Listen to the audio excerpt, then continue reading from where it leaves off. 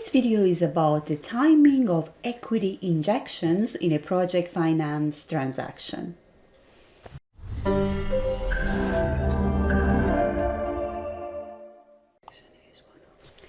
Timing of equity injection is one of the topics of negotiation between lenders and sponsors in a loan negotiation. Sponsors, they prefer not to put any equity upfront because it has a positive impact on their return.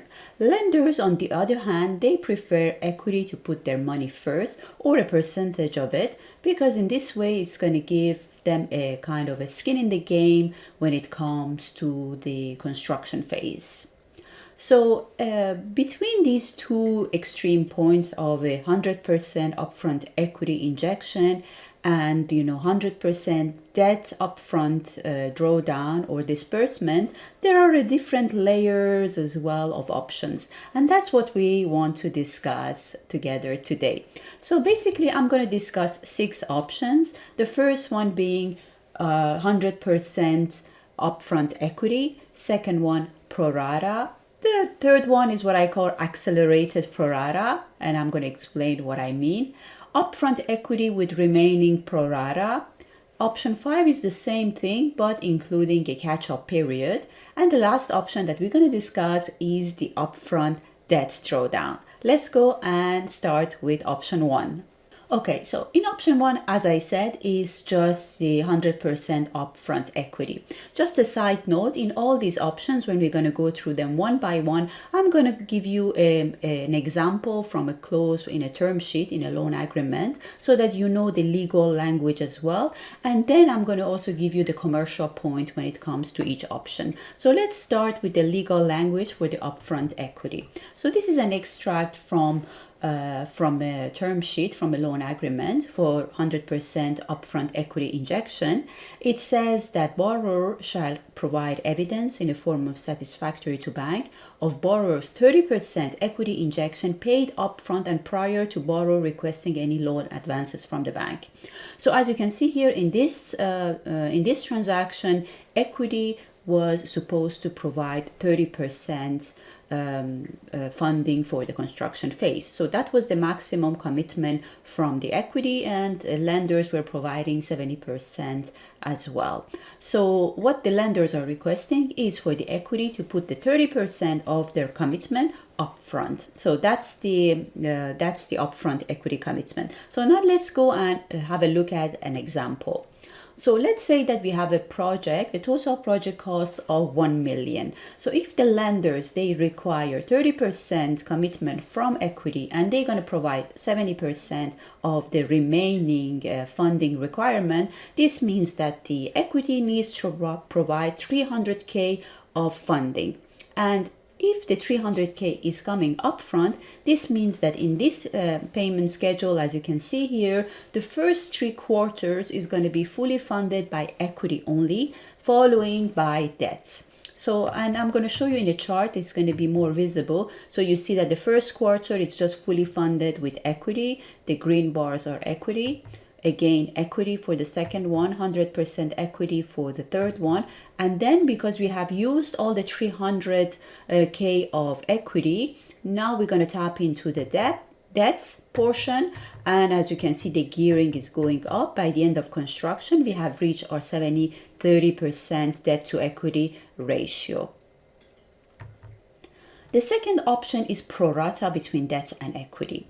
So an example from a term sheet is the definition of a prorata disbursement, where the term sheet says that the borrower shall draw down senior loan on a prorata basis in accordance with the senior loan commitment under all the facility loan agreements. So this is a kind of a language for a prorata disbursement. There might be other clauses as well that emphasizes more on prorata, explaining about the gearing as well. There's a separate clause as well mentioning the exact amount of maximum debt to equity commitment that is going to be used also for the prorata drawdown.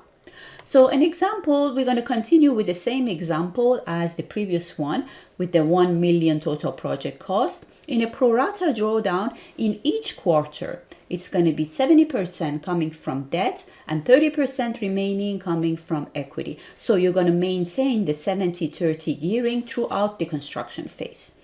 In the chart, you will see that in each quarter, we have 70K coming from the lenders and 30K remaining coming from the equity. And as you can see, the gearing 70% is maintained throughout the construction phase.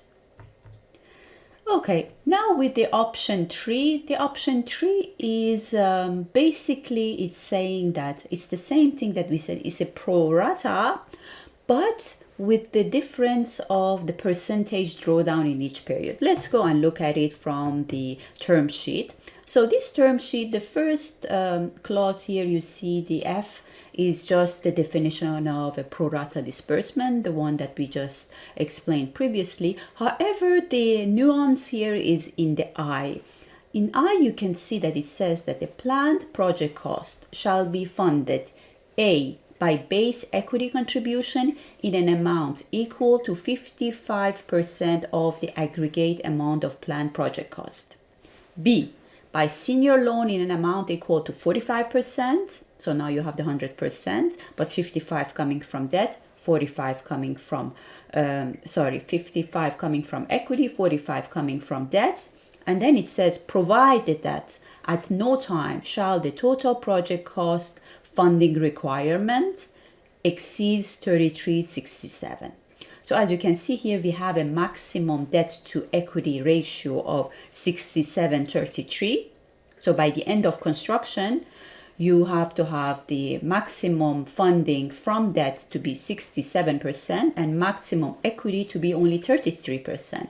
However, at each quarter, at each drawdown, at each disbursement, equity should provide 55 followed by 45 of debts. So as you can see here from this definition, without even going to the numbers, you know that compared to the previous option that we just discussed, this is going to result in a faster drawdown from equity. And let's now look at our 1 million total project cost example. So in our example, you see that we still have the same profile of 100K per quarter and 1 million total project cost. So the lenders, they say in this case that, okay, so you have a maximum gearing of 70-30 from debt and equity. So meaning that the lenders, they're gonna fund a maximum of 700K and the remaining 300 needs to come from equity. So we know exactly the maximum commitment from debt, maximum commitment from equity. Now we want to see who is going to fund what and when. Okay, so lenders, they say in this accelerated, I call it accelerated prorata, lenders, they say that at each quarter equity needs to fund 40%, debt needs to fund 60%, and provided that we don't go beyond the 70-30 maximum debt to equity commitment. Okay, so in this profile you see that, you know, in the first 5 quarters it's going to be 40% from equity, 60% from debt. However, when we reach by the end of basically the 5th quarter, we have already used all the equity. The 300 equity is injected into the project and used to fund the project cost. So the remaining construction period is going to be funded with debt only. And in the chart, you see that, so we have the first quarter is 40-60, 40-60, 40-60. By the end of 5th quarter, we have already used all the equity, so the remaining quarters is going to be funded with debt only. Okay, so that's about accelerated, what I call accelerated prorata, and by accelerated I mean accelerated in terms of the equity injections.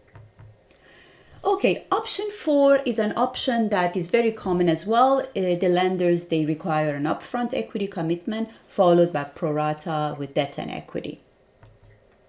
So this is an example from the term sheet that says that base equity will be contributed in an amount equal to at least, it's in between the brackets, so it's going to be once the the financial model is finalized, audited, and we are getting closer to the financial close, the numbers is going to be plugged into this term sheet and loan agreement. So it's going to be equity will be contributed in an amount prior to financial close. So that's the definition of upfront equity. So they require an upfront equity, and thereafter pro rata with utilization under the loan agreement. Okay, so it's pro rata followed by it's upfront equity followed by pro rata. So now let's go and look at our example. In our example, so the first quarter is going to be fully funded by equity because lenders, they require in this case 100K to come from upfront equity. 33% of 300 is coming in the form of upfront equity injection before any debt. So once they have satisfied this requirement, meaning that they have put equity, they have injected their upfront equity, now the remaining construction phase is going to be funded with debt and equity with the ratio of 70-30. So let's look at the example. So this one is fully funded with equity. Then we're going to go 70-30, 70-30. And once we reach, you see these last 3 quarters, we have used most of our equity, and the last 2 quarters is going to be only funded with debts. Okay, so the option 5 is exactly the same as option 4, but with a little nuance, and that is the catch-up period. So the expression catch-up is basically Professor Edward Bodmer. He came up with this expression, which I really like it. I think it really corresponds to what it is. So I'm going to explain to you what it is, but let's now first look at the term sheet. So an example from the term sheet, it says that to the extent a sponsor has fully funded its commitment percentage of the total base equity commitment at financial close, so that's the upfront equity, the borrower shall be entitled to request a disbursement under up to the amount required to restore the debt to equity ratio to 75-25. So that's the thing that, that's the little touch here is the to restore. So that's the key word, to restore the debt to equity ratio to 75-25. So you put your upfront equity, then you're going to make sure that you are satisfying the 75-25 gearing ratio. And let's see how it looks like with a number. It's more clear. So the same example, we have the 33% upfront equity. So the first quarter is going to be fully funded with equity. So when we reach the end of the first quarter, in this example, March 2022, equity put all the funding, the 33%, debt didn't put any money yet. Okay, so that the lenders. So now there is a time for lenders to catch up with equity so that we can restore the 30. In this example, the maximum debt to equity ratio is 70-30. So they need to put their money so that they can catch up with equity, and so that we can restore our 75-35. That's why the third and the second and the third quarter is going to be only funded with debt only. And then once we reach the 75-25, then it's going to be pro rata. It's going to be 70-30 debt and equity. In the chart, it's going to be clear as well. So you see that the first quarter is going to be fully funded with equity. Then we have the second quarter is going to be fully funded with debt because they need to catch up with equity so that we can restore our gearing ratio. So the same thing with the second one. Now the fourth quarter, equity needs to inject now 20K because so that they can restore the 70-30 gearing. And that's how it goes. The remaining construction phase is going to be basically a pro rata with debt and equity. And that's what we call pro rata with a catch-up period. Okay, the last option is still a percentage upfront, but debt coming first. I have seen this example of lenders, putting their money first before equity, which is mainly the case here because they might require an upfront equity, but then they're going to put all their money upfront. And I have seen this in concessional loans. You know, when there is a concessional loan, it is somehow to help the project, maybe to reduce the tariff. So that's why maybe lenders will have more flexibility in terms of disbursement. And also in mining projects, maybe sometimes they allow the debt coming up front. I could not find any kind of legal wording for this option, but I thought it's a good example to show you that sometimes in loan agreements, when it's referring to the disbursement, it's not just expressing it in words, it's just referring it to a schedule, to an annex to the agreement, where the disbursement profile it's clearly defined with dates and percentages, or the values are defined in a table, and it's very clear. So you can define an upfront a debt drawdown also in the form of a table, and you can see it in that form as well. So in our example of 1 million project, so we have this 33% upfront equity injection in the first quarter. The remaining quarter, as you can see in the table, the remaining quarter up to the last two are fully funded with debt only. So debt is coming up front really. And then once we used all the debt, now in the last 2 quarters, the remaining equity will be injected. So in the chart as well, you see that we have only debts in all these quarters, and then the last 2 will be fully funded with the remaining equity. Okay, so there are just some last points that I want to mention here. First of all, when you are modeling or looking at the different disbursement profile, make sure that you go and look for if you have already identified your lenders, or you have already started negotiating with some of the lending institution, go and check out their manual for what they call the disbursement manual. Most of them, they have it available online, or if not, just ask for it. And it's basically, it's a manual that details what are the requirements, because some of the lending institution, they have some limitation when it comes to the cost that the type of cost that they can finance. So you need to make sure that you take that into consideration.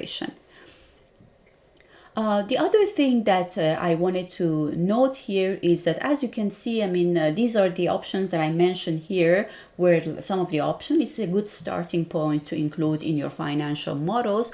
However, there are so many other options. So when you are, before you even model it, make sure that you are aware of what is expected from the lenders, attend the meeting, read the loan agreement, attend the conference call, so that you know what is the lender's appetite, and then so that you can reflect it in your financial model and use it for negotiation. The other thing is that all these things that we talked about, equity coming first, debt coming first, in all these discussions and negotiations depends on how sensitive the investor is in terms of putting their money first.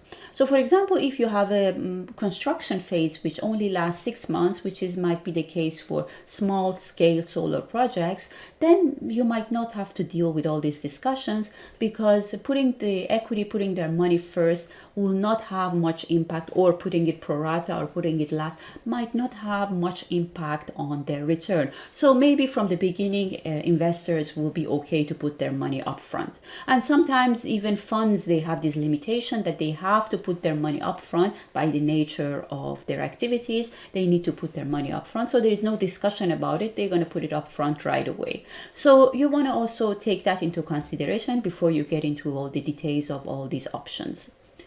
And also, this is again the same thing as I said about the manual for the disbursement manual of lending institution, or in the loan agreement. Sometimes there is a limitation for the number of drawdowns. So that's also something that you want to also consider.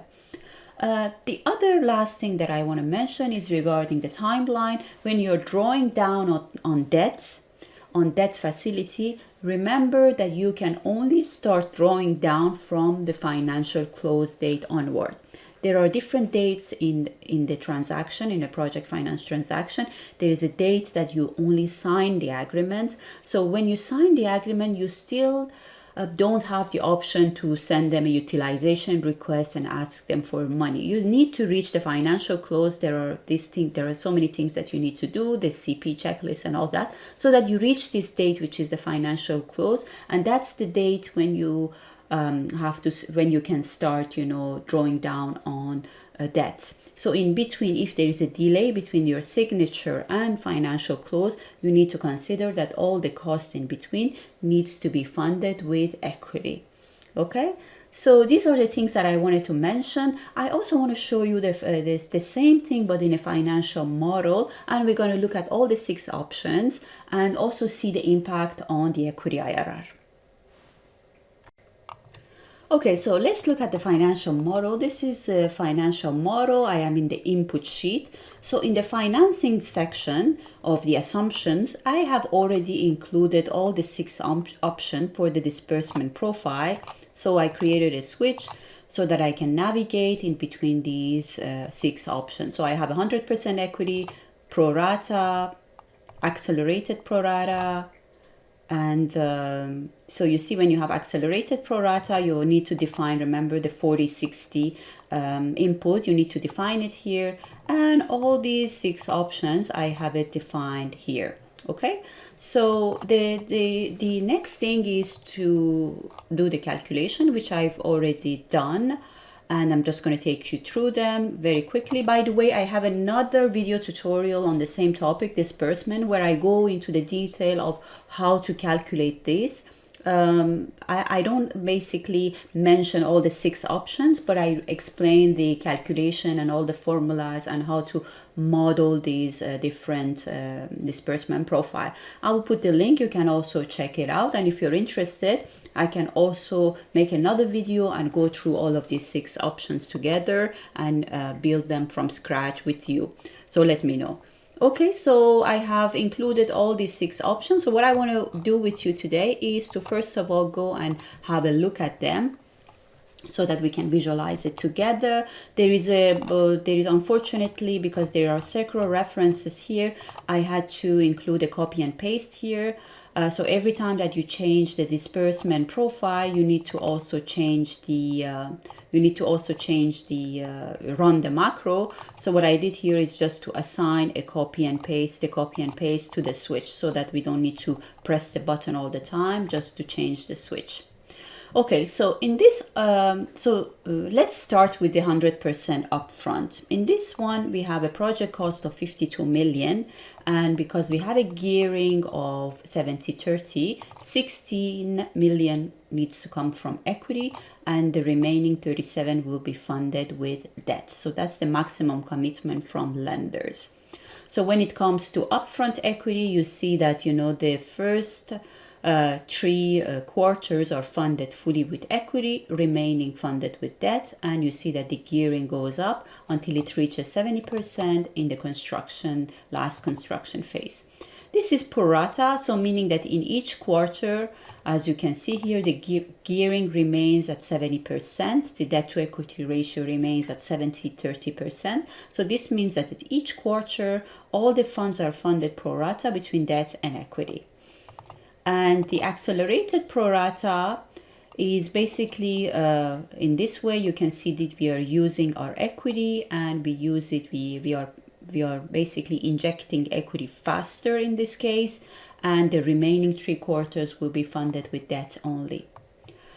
So with the pro-rata with no catch-up is a requirement of upfront equity from equity, and a requirement from lenders for the equity to inject upfront, and the remaining will come 70-30 from debt and equity. And as you can see here, the gearing goes up until it reaches 70%.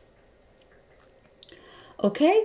Then the one with catch-up, which is interesting as well. As you can see here, we have our upfront equity, and the second quarter will be fully funded with debt only, and then gradually we start again injecting equity so that we can restore our 70-30 gearing. And the last option is an upfront equity, however, with the following by debt only, and the remaining equity will be injected last. So what I want to do here, I want to copy this switch, and I want to just paste it here. And basically this is a sheet which I borrowed and I copied from Professor Edward Bodmer. It is a very good, I include it across all my financial models. It's a good way to basically copy and paste scenarios when you're running scenarios. So for example, in this case, I want to run all these 6 scenarios and compare the total project cost and the project IRR and see what are the impacts. So that's a quick way and clean way to do this. Instead of copying it manually, I prefer to do it in this way. So I'm going to switch to the 100% upfront equity. I can also bring the chart if that might be more entertaining. I'm going to put the chart here as well for you so that we see it all together. So okay, so now we are in the upfront equity. As you can see, we have a 15.4% of IRR. I'm going to call this option 1 and we're going to paste it. Now we're going to switch to Prorata. And we see that we're going to copy this one as well, option 2. As you can see here, we already see that the equity IRR under Prorata is much better than the upfront equity. Option 3, if you remember, we had the accelerated Prorata. So in this one, we have the accelerated Prorata, and it's worse than the Prorata, but it's better than the upfront. Then we have the upfront Prorata with no catch-up. This one is again, as you can see here, this one is even better than the accelerated Prorata, but it's worse than 100% Prorata, of course. Now with the catch-up, that becomes even more interesting because we are getting closer to option 2. You see? So if you can get this option, I would say that this is not a bad option because you are getting closer to the 100% Prorata. However, you're also injecting some money up front. So it's a win-win for both parties. And the last one should be the best one, I would say, for equity because debt is coming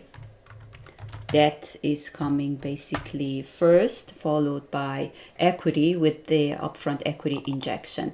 So you see here, so now that we have these 6 options, we have a clear roadmap when we want to go negotiating with lenders, or if lenders, they want to negotiate with sponsors, they have a clear idea of the impact on the IRR, and that's going to be a good base for negotiation.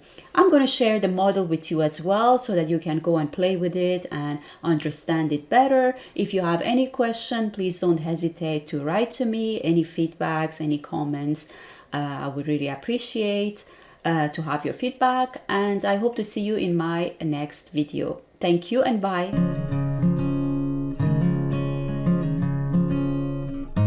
If you want to learn how to build better financial models, check out my online course on financial model spreadsheet design at courses.phoenixmode.com.